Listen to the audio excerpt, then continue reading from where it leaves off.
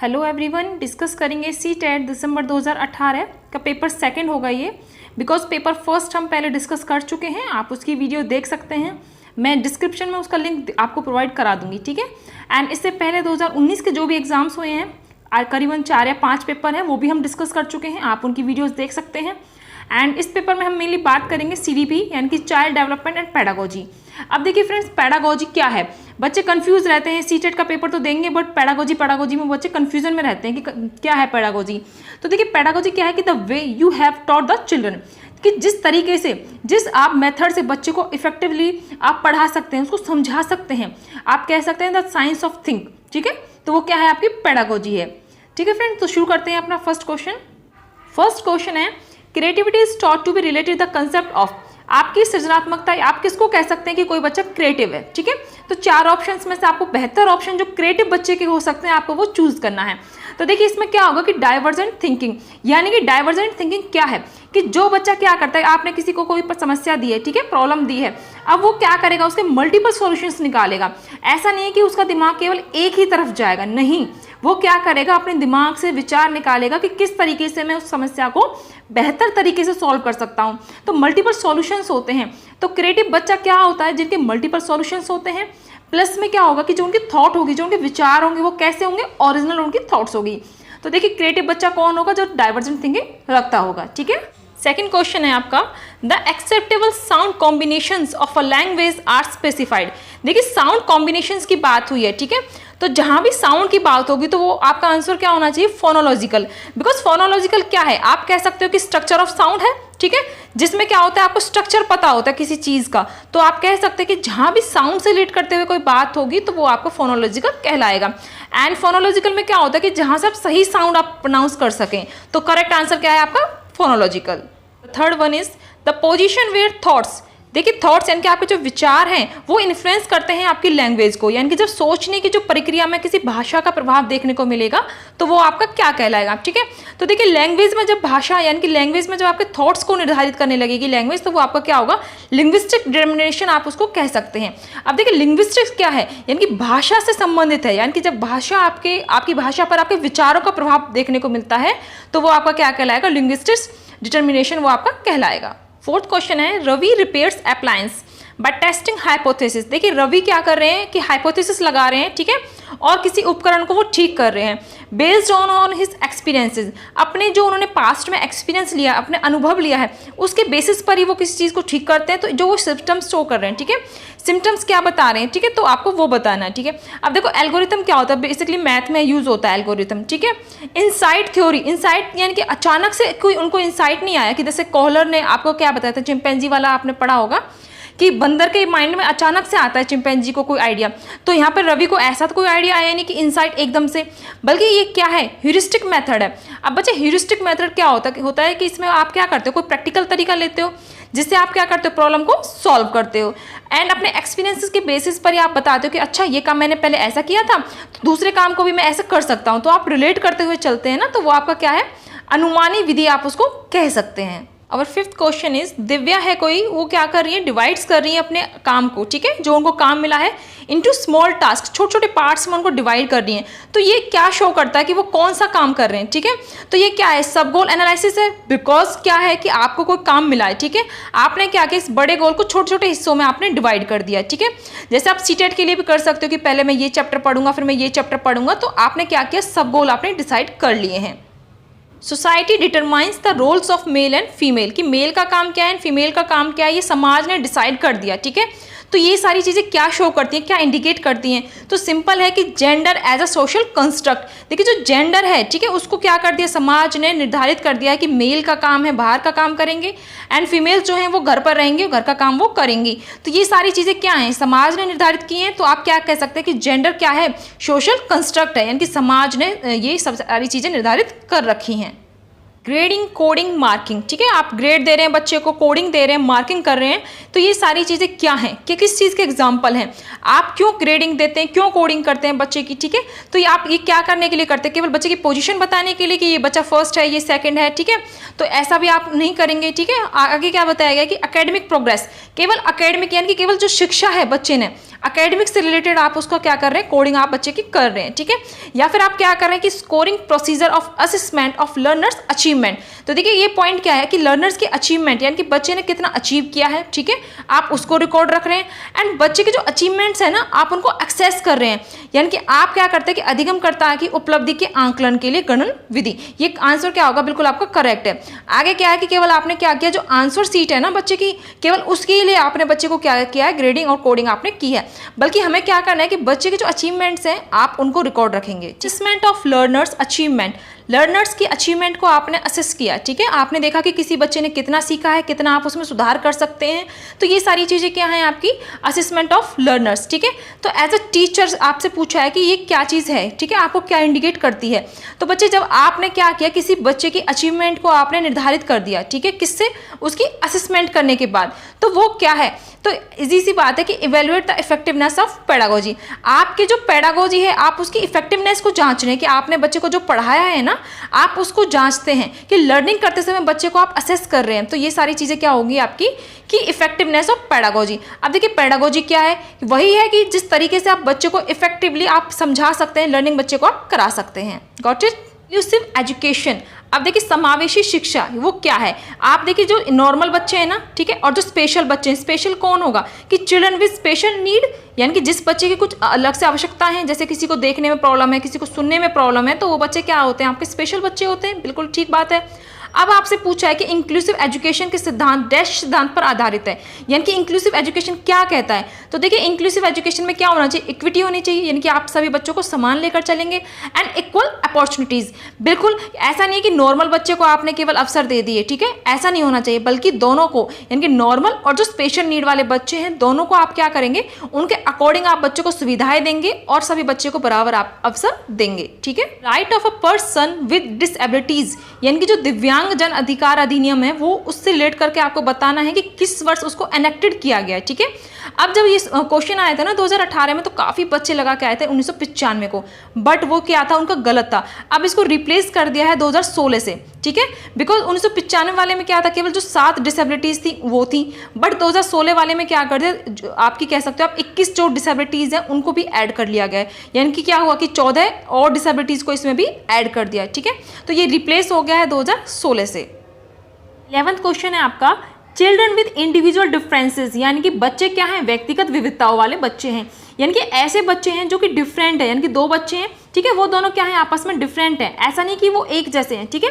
अब देखिए एक बच्चा है उसकी कुछ अलग नीड हो सकती है, दूसरा बच्चा है उसकी कोई अलग नीड हो सकती है, उनकी नीड अलग है, उनकी चॉइस अलग है, एक्टिविटीज़ अलग है, ठीक है, तो वो बच्चे कौन है आपके इंडिविजुअल डिफरेंसेस वाले, वो बच्चे आप उनको कहेंगे।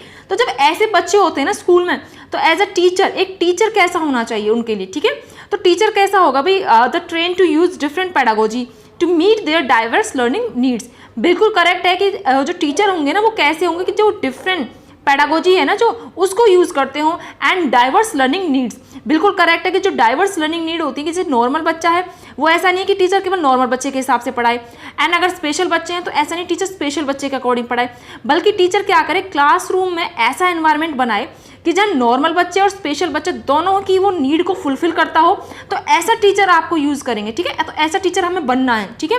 तो हमें क्या करना है कि नॉर्मल और स्पेशल दोनों प्रकार के बच्चों की आवश्यकताओं को आपको पूरा करना है, तो टीचर क्या होगा, डाइवर्स लर्निंग नीड्स को वो यूज़ करेगा। Right of children to free and compulsory education act 2009, ये आपका क्या है, RTE है, बिल्कुल ठीक है, राइट टू एजुकेशन एक्ट है। अब इसमें क्या होता है कि जो आपके नॉर्मल बच्चे हैं ना, आप उनके लिए क्या करते हैं कि जो 6 से 14 साल के नॉर्मल बच्चे हैं उनके लिए फ्री एजुकेशन है स्कूल्स में, अगर वो किसी सरकारी स्कूल में जाते हैं तो वो बिल्कुल फ्री उसमें एडमिशन ले सकते हैं। अब बहुत से बच्चे क्या लगा के आए थे इसमें, 6 से 14 वो टिक करके आए थे, ठीक है, बट आपने ढंग से अगर क्वेश्चन पढ़ा हो तो उसमें पूछा है कि डिसेबल्ड, यानी कि जिन बच्चों को क्या है डिसेबिलिटीज़ है, ठीक है, दिव्यांग जो बच्चे हैं उनके लिए RTE क्या कहता है, तो देखिए उसमें RTE ने प्रावधान किया है कि जो ऐसे बच्चे हैं ना जो 6 से 18 साल तक के जो डिसेबल बच्चे हैं उनके लिए फ्री एजुकेशन उसको दी जाएगी, ठीक है। तो बहुत से बच्चे लगा के आए थे इसमें कि 6 से 14 साल, बट वो क्या है आपका नॉर्मल बच्चों की कंडीशन फुलफिल करता है। बट अगर डिसेबल्ड बच्चे हैं तो वो क्या होगा, 6 से 18 साल के बिल्कुल डिसेबल्ड बच्चे होंगे, उनको फ्री एजुकेशन दी जाएगी। Providing teaching learning materials in accessible format, ठीक है, आपने टीचिंग लर्निंग मटेरियल जितना भी है ना क्लास में आपने बच्चों को वो दे दिया, ठीक है, एक्सेसिबल फॉर्मेट में है। एंड द डाइवर्स लर्नर्स, अब जब आपकी क्लास में डाइवर्स लर्नर्स हैं, ठीक है, अलग अलग तरीके के बच्चे हैं, तो इस कंडीशंस में आप क्या करेंगे, ठीक है। तो देखिए सिंपल सा है, बिल्कुल काफ़ी इंपॉर्टेंट भी है ये क्वेश्चन, कई बार पूछा भी गया है। तो ये क्या है आपका, आप इसको कह सकते हो यूनिवर्सल डिज़ाइन ऑफ लर्निंग, यानी कि ये क्या है, UDL है। कई बार UDL के थ्रू भी आपसे पूछ लेते हैं। अब देखो भाई UDL क्या है, हर किसी को पता होना चाहिए कि जब बच्चे हैं ना, जैसे भी आपकी क्लास में जो बच्चे हैं, आप उनके नीड के अकॉर्डिंग, उनके इंटरेस्ट के अकॉर्डिंग जब आप अपनी टीचिंग मेथड में चेंज करते हैं तो वो क्या है आपका UDL है, ठीक है। अब UDL की डेफिनेशन मैं आपको बता देती हूँ कि it is a way of thinking about teaching learning, ठीक है, and the give the student to equal opportunities, यानी कि आप क्या करते हैं बच्चे की नीड के अकॉर्डिंग अपना जो टीचिंग लर्निंग मटीरियल है ना, आपकी जो मेथड है पढ़ाने का, आप उसमें चेंज करते हैं, ठीक है, और हर किसी बच्चे को आप इक्वल अपॉर्चुनिटीज़ देते हैं। तो UDL है उसको आप बोलोगे, ठीक है, कई बार ये पूछा भी गया है। डैश इन्वॉल्व सेल्फ अवेयरनेस है आप, ठीक है, एंड कंट्रोल है आपका किस पर, कॉग्निटिव एबिलिटीज़ पर, यानी कि जो आपका संज्ञानात्मक पक्ष है आप उस पर बिल्कुल कंट्रोल करके रखते हैं। आपको पता है कि मुझे क्या योजना बनानी है, ठीक है, आपको पता है मुझे क्या रिवाइज करना है, यानी कि जब आपके अपने थॉट्स पर आपका क्या है कंट्रोल है, तो वो क्या कहलाएगा, ठीक है। तो ये एक टर्म है, वो क्या कहलाती है आपकी मेटाकॉग्निशन, ठीक है, कि आप इतने अवेयर हो जाते हो कि मैं जो सोच रहा हूँ ना वो क्या है, तो आप उसके प्रति अवेयर होने लगते हो, ठीक है। आप कह सकते हो कि कॉग्निशन अबाउट कॉग्निशन, ठीक है, यानी कि थिंकिंग अबाउट थिंकिंग, जब हमें पता है कि हमें क्या सोचना है, वो आपका क्या है मेटा कॉग्निशन, आप उसको बोलोगे। तो ये एक टर्म है, ठीक है। तो इसमें क्या होता है कि मेटा कॉग्निशन के थ्रू क्या होता है, आपके अंदर सेल्फ कॉन्फिडेंस डेवलप होता है, आपको पता है कि मुझे क्या बोलना है, ठीक है, हम इतने अवेयर हैं कि हम जो सोच रहे हैं वो उसका क्या बेनिफिट निकलेगा, तो वो सब आपका क्या है मेटा कॉग्निशन, आप उसको कहेंगे। Got it. When children think to interpret the receive information according to their experiences, क्या होता है कि जब बच्चे सूचनाओं की व्याख्या करने लगते हैं और अपने जो अनुभव है ना उनके आधार पर सोचते हैं, यानी कि बच्चे जो पास्ट में उन्होंने सीखा है, अनुभव लिए हैं, तो उनके आधार पर बच्चे अनुमान लगाना सीख जाते हैं। तो वो क्या है, तो देखिए क्रिएटिव थिंकिंग बिल्कुल भी नहीं है, क्योंकि क्रिएटिव थिंकिंग कब होती है, जब बच्चा मल्टीपल सॉल्यूशंस निकालता है ना, तब वो क्रिएटिव कहलाएगा, ठीक है। एंड अगर मैं बात करूँ रिफ्लेक्टिव थिंकिंग, तो रिफ्लेक्टिव में क्या होता है कि बच्चा बहुत ज़्यादा डिटेल्ड में, यानी कि डिटेल्ड जो थिंकिंग होती है वो आपकी क्या है रिफ्लेक्टिव कहलाएगी। बट इसमें आपसे क्या पूछा है कि जो आपके एक्सपीरियंस हैं, अनुभव हैं, रियल लाइफ के जो एक्सपीरियंस लिए हैं आप उनसे सीखते हो, तो वो आपका करेक्ट आंसर क्या होगा, कंक्रीट थिंकिंग। बिकॉज कंक्रीट क्या होता है कि जब आप बच्चा क्या करने लगता है, अनुमान लगाने लगता है, तो वो आपका क्या है कंक्रीट थिंकिंग, उसको करेक्ट आंसर इसका होगा। Learners at varying levels of difficulties, बच्चे की जो लर्नर्स की जो डिफ़िकल्टीज़ हैं आप उनको ध्यान में रखते हैं, एंड जो एबिलिटीज़ है इंडिविजुअल की, ठीक है, कि किसी बच्चे की क्या क्षमता है, तो उसके अकॉर्डिंग जब आप अपनी टीचिंग को, आप अपने जो टीचिंग मेथड को चेंज करते हैं तो वो क्या कहलाता है, ठीक है। तो नॉर्मल सी चीज़ है, बिल्कुल डिफ्रेंशिएटेड इंस्ट्रक्शंस आप उसको बोलेंगे, इसको आप DI भी बोल सकते हैं, ठीक है। इसमें क्या होता है, आप बच्चे के लेवल के अकॉर्डिंग, बच्चे की नीड्स के अकॉर्डिंग जब आप अपने जो मेथड्स हैं, आप अपनी जो स्ट्रेटजीज हैं आप वो बनाने लगते हैं ना, तो वो आपका क्या कहलाता है, DI कहलाता है, ठीक है। तो जैसे अभी हमने पढ़ा था UDL, ठीक है, तो ये दोनों सेम है, दोनों में से क्वेश्चन कई बार पूछ लिए जाते हैं, कई बार पुट होते हैं, जैसे आपने देखा कि DI से भी क्वेश्चन आया है एंड UDL से भी क्वेश्चन पूछा गया है। देखिए maintenance is the specific stage of learning which is the antecedent to the stage of learning. देखिए सबसे पहले हमें पता होना चाहिए कि स्टेजेस ऑफ लर्निंग क्या है, ठीक है। तो सबसे पहली स्टेज क्या आती है आपकी एक्विजिशन, कोई भी चीज़ आप एक्वायर करते हैं। उसके बाद क्या है आपकी प्रोफिशिएंसी आती है कि आप उसको कितनी बेहतर तरीके से यूज़ करते हैं। उसके बाद क्या आता है आपका मेंटेनेंस आता है, जिसके बारे में पूछा गया है। एंड मेंटेनेंस के बाद क्या होता है आपका जनरलाइजेशन होता है कि अलग अलग तरीके से आप निकालने लगते हैं। एंड लास्ट है आपका अडेप्टेशन, ठीक है। तो आपसे क्या पूछा है कि जो आपकी जो स्टेज है ना मेंटेनेंस स्टेज है, ये कौन सी स्टेज से पहले आती है, ठीक है। तो ये किससे पहले आती है, जनरलाइजेशन से पहले आती है। तो इसका आंसर क्या होगा, जनरलाइजेशन। जनरलाइजेशन में क्या होता है कि आप किसी भी चीज़ के अलग अलग तरीके निकालने लगते हैं प्रॉब्लम को सॉल्व करने के लिए। तो देखिए सबसे पहले क्या आपको स्टेजेस ऑफ लर्निंग पता होने चाहिए। फर्स्ट है आपका एक्विजिशन, सेकेंड है प्रोफिशिएंसी, थर्ड है आपकी मेंटेनेंस, फोर्थ है आपकी generalisation and last one is adaptation, ठीक है। De Jong believes that cognition and emotions are, देखिए कॉग्निशन क्या है, संज्ञान है, जो आप सोचते हैं, आपकी थिंकिंग क्या है, एंड आप कैसे लॉजिक लगाते हैं किसी चीज़ को लेकर, वो आपका क्या है संज्ञान कहलाता है, ठीक है। एंड जो इमोशन है, भाव क्या है आपका, फियर है, एंगर है एंड लव। आप FAL के थ्रू इसे समझ सकते हैं। अब देखिए जब जजोंग ने स्टडी की, रिसर्च की, तो उन्होंने पाया कि जो ये दोनों है ना, कॉग्निशन एंड इमोशंस, केवल जजोंग के अकॉर्डिंग ये क्या है, इंडिपेंडेंट है। वो कहते हैं कि हमारी बुद्धि का हमारे कोई प्रभाव नहीं पड़ता हमारे इमोशंस पर, ठीक है। उनका अकॉर्डिंग ये क्या है, इंडिपेंडेंट टर्म है। बट एक्चुअल क्या है कि ये आपस में क्या है, इंटर रिलेटेड इनको कहेंगे, बिकॉज कॉग्निशन एंड इमोशंस क्या है, आपस में इनका संबंध होता है। क्योंकि जैसा हमारा बुद्धि होगी ना, जैसे हमारे विचार आते हैं, तो वो हमारे इमोशंस में ऑटोमेटिकली ऐसे ही प्रेजेंट होने लगते हैं। बट क्वेश्चन में आपसे पूछा जजोंग के अकॉर्डिंग, तो जजोंग के अकॉर्डिंग ये क्या है, स्वतंत्र है। बट वैसे ये क्या है, अंतर संबंधित इनको कहा जाता है। Teacher is teaching children by demonstration, ठीक है। डिमॉन्स्ट्रेशन के थ्रू आप पढ़ा रहे हैं बच्चे को, बिकॉज करेक्ट उनकी परफॉर्मेंस, उनकी जो परफॉर्मेंस है उसको करेक्ट करने के लिए। एंड जो ये यूज़ कर रहे हो ना आप, ये कौन सा टीचिंग मेथड आप यूज़ कर रहे हो, ठीक है। तो ये क्या है, देखिए बंडूरा के थ्रू दिया गया मॉडलिंग मेथड होता है, ठीक है। बंडूरा कहते हैं कि सबसे पहले बच्चा किसी चीज़ को क्या करता है, अटेंशन उस पर देता है, उसके बाद वो उस चीज़ को रिटेन करता है, यानी कि उसको वो ग्रहण करता है, ठीक है। लास्ट में वो क्या करेगा, रिप्रोड्यूस करेगा, उस काम को करके दिखाएगा। एंड लास्ट में क्या होगा, री-इन्फोर्समेंट, यानी कि आप बच्चे को क्या बोलोगे, वेरी गुड, इस तरीके से आप उसको क्या दोगे, री-इन्फोर्समेंट आप बच्चे को दोगे, ठीक है। तो ये बंडूरा के थ्रू बताया गया है कि ये क्या है, आपका मॉडलिंग मेथड आप इसको कहेंगे।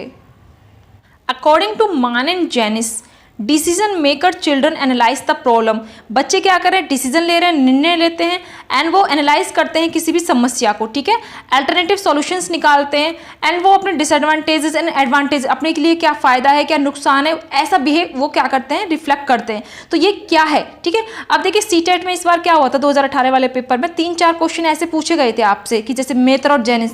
अब हमें नहीं पता कौन है मेथर और जेनिस, ठीक है। तो इनके लिए आप कितनी स्टडी कर लीजिए, तब भी आप इसका क्या करोगे, तुक्का ही आप इस पर लगा सकते हो। ऐसे क्वेश्चंस पर हर बार नहीं देखने को मिलते हैं ऐसे क्वेश्चन, बट 2018 में ऐसे क्वेश्चन मिले थे, ठीक है। तो इसका क्या है, विजिलेंट है, ये क्या है, बच्चे क्या है, सतर्क हैं कि डिसीजन मेकिंग पर इन्होंने मेनली काम किया था मेथर और जेनिस ने, ठीक है। Dash thinking, a child as a problem solver, एक बच्चा क्या है, प्रॉब्लम सॉल्वर है। And evaluates the truth and likelihood, बच्चा क्या करता है कि ट्रुथ यानी कि कथनों की सच्चाई और जो संभावना है ना, उसका वो इवेल्युएट करता है, उसका वो मूल्यांकन करता है। तो वो क्या कहलाएगा, ठीक है। तो इसमें क्या होगा, लॉजिकल आप उसको बोलोगे, बिकॉज बच्चा क्या कर रहा है, लॉजिक लगा रहा है, अपनी तरफ से दे रहा है, लॉजिक दे रहा है, एंड तार्किक रूप से बच्चा इसमें सोच लगाता है। 22 क्वेश्चन है कि जब दिए हुए कार्य को करते समय आपने कोई काम बच्चे को दिया है और वो बच्चा क्या ले रहा है, आनंद ले रहा है, ठीक है। एंड बच्चा क्या कर रहा है, एक्सपीरियंस ले रहा है उस चीज़ से, तो वो क्या कहलाएगा, यानी कि आपने क्या किया, कोई काम आपने किया है, कंज्यूम भी आप कर रहे हो उस काम को, एंड एक्सपीरियंस भी आप ही ले रहे हैं, ठीक है, और फीडबैक भी आप ही अपना ले रहे हैं। तो वो सब चीज़ें क्या कहलाएंगी, आपकी कंज्यूमर टाइप आप टास्क उसको बोलोगे, बिकॉज हम खुद उस चीज़ का एक्सपीरियंस लेते हैं, फीडबैक भी हमारे होते हैं, तो वो सारा कुछ आपका क्या बोला जाएगा, उसको आप बोल सकते हो कि कंज्यूमर यानी कि उपभोक्ता प्रकार के कार्य उसको आप कहेंगे। Multi sensory approach in teaching, देखिए मल्टी सेंसरी अप्रोच क्या है कि जो आपके जितने भी सेंसेस है ना, वो सब क्या है, एकदम एक्टिवली आप होकर काम कर रहे हैं। जैसे क्या विजुअली है, ऑडिटरी है, टेक्टाइल है एंड सेंसेस है, यानी कि आप क्या करते हो, जो भी आप दृश्य, श्रव्य और जो स्पर्श, यानी कि आप अपने एक्टिविटीज से आप सीख रहे हो, आपके जितने भी सेंसेस है ना, देखना, सीखना, सूंघना, आप पूरी तरीके से एक्टिव होकर कोई काम आप कर रहे हो, तो वो क्या कहलाएगा, तो वो आपका होता है काइनेस्थेटिक, आप उसको बोलोगे, जिसमें आप क्या होते हैं, पूरी तरीके से एक्टिव होते हो। एंड आप क्या करते हो, फिजिकल एक्टिविटीज भी आप करते हो, आप चीज़ को टच करके देखते हो, स्मेल करके देखते हो, एंड आप क्या करते हो, आप सुनते हो पूरी तरीके से, तो वो आपका क्या कहलाता है, काइनेस्थेटिक एक्टिविटीज आप उसको कहेंगे। Development from central part of the body towards peripherals, देखिए क्या होता है, सेंट्रल पार्ट से बाहर की तरफ जो विकास होगा, ठीक है, बाहर की तरफ विकास होना है, तो वो आपका क्या कहलाता है, तो वो आपका होता है प्रॉक्सिमोडिस्टल डेवलपमेंट, आप उसको बोलोगे, जिसमें क्या होता है कि बच्चे का जो विकास है वो शरीर के अंदर से, क्रेन से बाहर की तरफ वो होता है, तो ये क्या होता है आपका प्रॉक्सिमोडिस्टल डेवलपमेंट आप उसको कहेंगे। School is an institution of socialisation of children where, school क्या है कि जो बच्चों के समाजीकरण की एक ऐसी संस्था है जहाँ पर क्या होता है कि केवल जो स्थान क्या है, स्कूल का ही जो स्थान क्या है, सेंटर में होगा, नहीं, ऐसा नहीं होना चाहिए। या फिर क्या होगा कि जो स्कूल के टीचर हैं केवल उन्हीं का स्थान क्या होगा, सेंटर में होगा। या फिर आपने क्या किया, जो स्कूल में जो आप एक्टिविटीज़ करा रहे हैं ना, केवल एक्टिविटीज़ ज़्यादा आप कराते हैं और उसी को आप सेंटर में रखते हैं, ठीक है। या फिर आप क्या करेंगे कि जो स्कूल चिल्ड्रन हैं ऑक्यूपाई द सेंट्रल पोजीशन, कि जो स्कूल के बच्चे हैं, बिल्कुल सीधी बात है कि प्रमुख स्थान किसका होगा, स्कूली बच्चों का होगा। देखिए हमारी जो शिक्षा होनी चाहिए वो कैसी होनी चाहिए कि बच्चे को सेंटर में रखना है, बाकी चीज़ें क्या हैं, बाहर होंगी, कि बच्चे को स्थान क्या है, प्रमुख होगा, टीचर भी क्या है, एक फैसिलिटेटर की भूमिका निभाता है, ठीक है। टीचर का काम भी क्या है, सुगमकर्ता का कार्य है। तो बच्चे को आपको सेंटर में रखना है, यानी कि चाइल्ड सेंटर्ड आपको एजुकेशन प्रोवाइड आपको करानी है। जब आप एक शिक्षक समूह से जुड़ते हैं, ठीक है, कहीं आप टीचिंग करने जा रहे हैं, तो आपने क्या किया, जो वहाँ का समूह है उसके अकॉर्डिंग आपने पोशाक धारण करी है, यानी कि आपने अपने ग्रुप के अकॉर्डिंग क्या किया है, ड्रेस आपने चूज करी है। तो आप कैसा बिहेव, क्या आप शो करना चाह रहे हैं, ठीक है। तो ये क्या होता है, बिल्कुल आपकी कन्फर्मिटी होती है कि आप क्या करते हो, समूह के अनुरूप अपने आप को बनाना चाहते हैं। तो वो क्या है, आपकी समूह की अनुरूपता को शो करता है। Concept of object permanence. Object permanence क्या होता है कि वस्तु स्थायित्व आप इसको बोल सकते हैं। जैसे कि किसी बच्चे को आपने कोई एक खिलौना दिया, ठीक है, और फिर आपने बच्चे से क्या किया, वो खिलौना लेकर कोई दूसरा खिलौना बच्चे को आपने दे दिया, बट बच्चा कहता है नहीं मुझे तो पहली वाली चीज़ ही चाहिए। तो वो क्या है, आपका वस्तु स्थायित्व आप उसको बोलोगे। तो कहता है कि प्याजे की कौन सी स्टेज है जिसमें ये गुण उस बच्चे में आने लगता है, ठीक है। तो क्या होता है, सेंसरी मोटर स्टेज है, जो 0 से 2 साल की अवस्था बच्चे को बोलोगे। तो उसमें क्या होता है कि बच्चे के अंदर आप कह सकते हो इस अवस्था के लास्ट में ये गुण बच्चे के अंदर आ जाता है। तो प्याजे ने 4 स्टेज बताई हैं, SPCF आप इसको कह सकते हैं, sensory motor, pre operational, C से कंक्रीट ऑपरेशन, लास्ट आपको फॉर्मल ऑपरेशनल स्टेज आप इसको बोलोगे, ठीक है। तो सेंसरी मोटर के लास्ट में ना बच्चे में वस्तु स्थायित्व का गुण आ जाता है। इंडिविजुअलाइज्ड एजुकेशन प्रोग्राम, ये क्या है, आपका IEP है, यानी कि आप क्या करते हैं, एक इंडिविजुअल, यानी कि एक इंडिविजुअल बच्चा है, उसकी जो नीड है उसके अकॉर्डिंग आप एजुकेशन का प्लान तैयार करते हो, ठीक है। तो वो क्या कहलाता है, आपका इंडिविजुअलाइज्ड एजुकेशन प्रोग्राम आप उसको कहेंगे। तो जब इस तरीके से आप IEP बनाते हैं तो वो किसके संदर्भ में, यानी कि आप किसको पर्सपेक्टिव में रख के आप उसको बनाओगे, तो क्या है, आपका चाइल्ड सेंटर एजुकेशन आप इसको बोलोगे कि बच्चे को क्या है, आपको सेंटर में रखना है, और जो बच्चे की जो गतिविधि है, बच्चे की जो नीड है, बच्चे की जो उसके कह सकते हो आप कैपेबिलिटीज हैं, तो उनके अकॉर्डिंग आपको अपने प्रोग्राम को चेंज करते हुए आपको IEP बनाना है।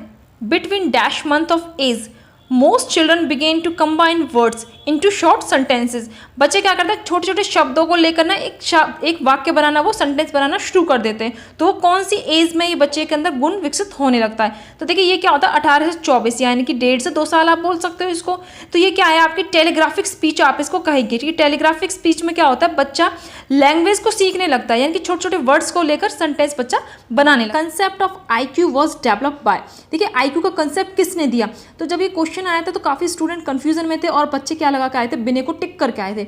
बट बिने ने क्या दिया था, आपका जो फर्स्ट इंटेलिजेंस टेस्ट हुआ था ना, वो बिने के द्वारा दिया गया था, ना कि IQ का कंसेप्ट दिया था। IQ क्या होता है, आपका इंटेलिजेंस क्वेश्चन, आप इसको बोल सकते हो MA/CA है, यानी कि जो मेंटल एज है एंड जो क्रोनोलॉजिकल एज है, ये फॉर्मूला है, ये किसने दिया है आपको, ये स्टर्न ने दिया है, ठीक है। तो IQ का फॉर्मूला किसने दिया है आपको, स्टर्न ने दिया है। बट देखिए टर्मन भी दिया हुआ है, तो टर्मन ने क्या किया था, इस फॉर्मूले को केवल रिवाइज किया था। अगर क्वेश्चन आता कि रिवाइज किसने किया, तो वो टर्मन ने किया था, ठीक है। टर्मन ने क्या किया, इसके इनटू में 100 लगा दिया। बट जो IQ का कंसेप्ट है ना, वो आपका किसने दिया है, स्टर्न के थ्रू दिया गया है। तो करेक्ट आंसर क्या है इसका, स्टर्न होगा, ठीक है।